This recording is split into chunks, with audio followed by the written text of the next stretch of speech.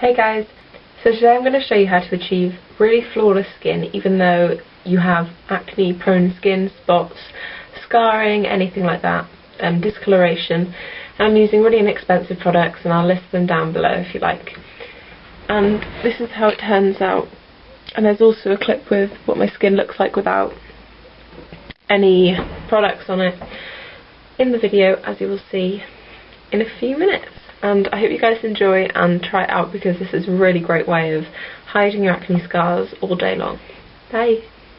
Okay, so to start off, you want to kind of have quite a good coverage foundation, because if you have acne, you're going to have lots of spots. I'll come in a bit closer so you can see my horrible skin in a minute, and then I'll show you the outcome afterwards. So today I'm going to use the Revlon Colourstay, and this is really raved about on YouTube, and it is a really good foundation. It's about $12.99 or $11.99 in I think in Boots, and it's really good. It's quite thick. It has quite a nice. I heard someone say it smelled like paint. It does kind of, I suppose. I thought it smells quite sweet to me. So as for application, you could use a makeup sponge, because you want it to be quite, not caked, but you don't want it to be really thin, because, you know, if you have acne, you have things to cover.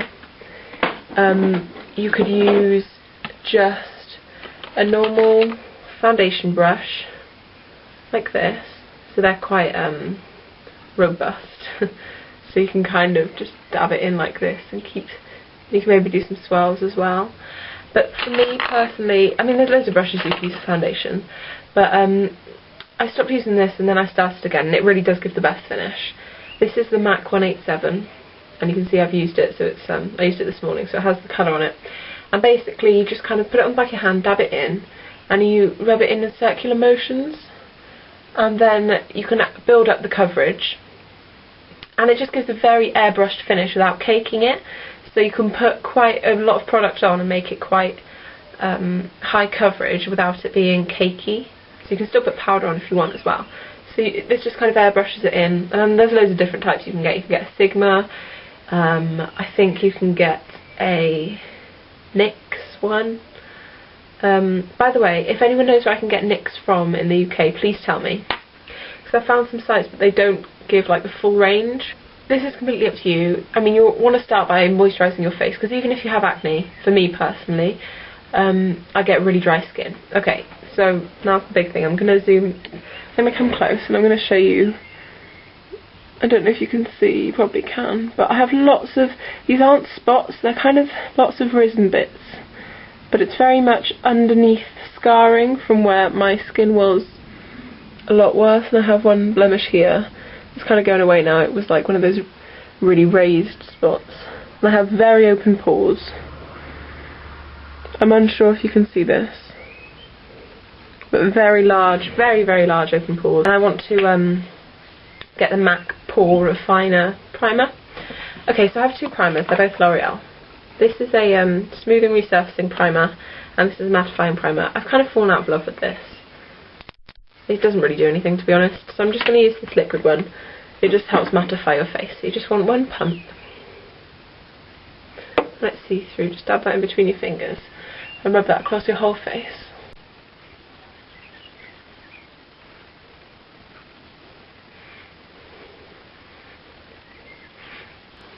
Okay.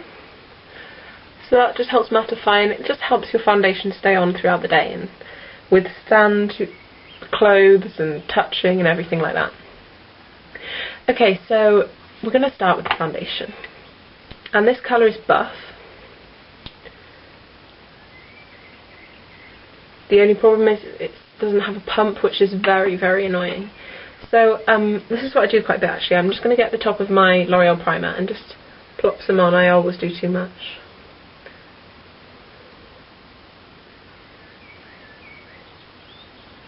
So I just have some on here.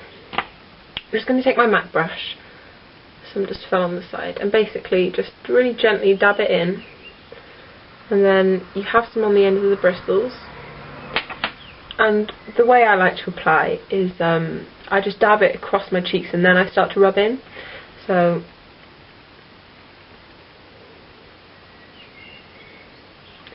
get some more product whenever necessary, so you can see that looks a bit... Can you even see that? I think you can. It looks a bit crazy. And then you just go in large circular motions and help blend in the foundation. It really packs it into your skin as well. So I'm just going to do this really quickly.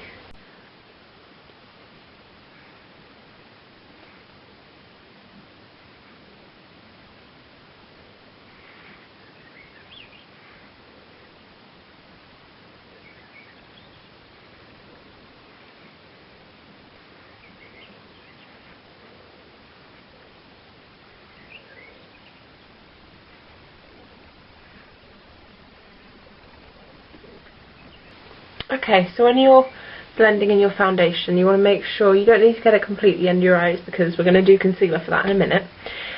You just want to make sure you blend it completely into your hairline so there's no difference of colours, because your hairline and your scalp is usually pretty white. And you just want to blend it right to your ears, and don't forget to blend down your neck, especially if the colour isn't 100% your skin tone. Just make sure it's completely rubbed in. Just have a quick look, because I find with this brush it doesn't get everywhere, so sometimes it doesn't go in and cover your pores, so you just have to have a quick look, maybe reapply with a sponge or just kind of flatten it and pop it in where it needs to be.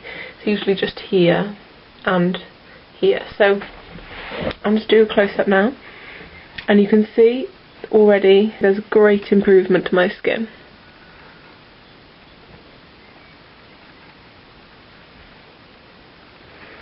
You can still see the pores here, but to be honest, there's nothing you can do about it. Once you've got the pores, they're not going away. But I'm going to try the MAC Pore Minimizer Primer. So yeah, there's a big difference there just with the foundation. So, just let that focus. There we go. Next, we're going to apply some concealer. So you can do this. You can do this with a brush, with your fingers. I'm going to use a mixture of both. For this I'm using my Body Shop concealer or lip brush, and I'm also using my MAC Studio Fix concealer in NC15. And one other thing, just for under my eyes, I'm going to be using the pink colour, this one here, for, just under my eyes before I put the concealer on. This is e.l.f. Corrective Concealer. Okay, so I'm just going to sweep all my hair away from my face.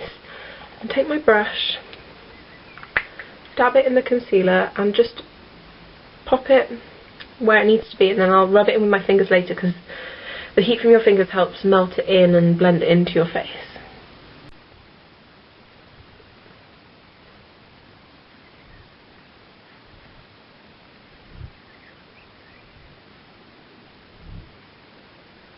Okay, and then just take your finger and rub that in. Okay, so once that's all rubbed in, I just take my little finger and rub it in the pink concealer here, and then just apply that under my eyes like this, and just rub it in gently. I don't know if you can see on the camera, but it does give a really nice pinky tinge, and this just counteracts the darker circles under your eyes, like the purpley dark colours that create the bags and the tired looking eyes. And then you don't just leave it like that, you have to go over it with your concealer.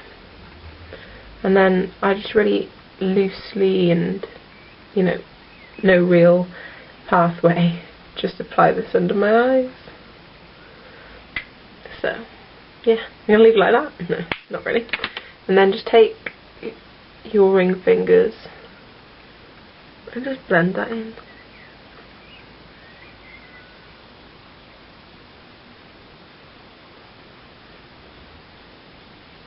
So the pink helped to counteract the colour, and then the concealer just completely concealed any discoloration.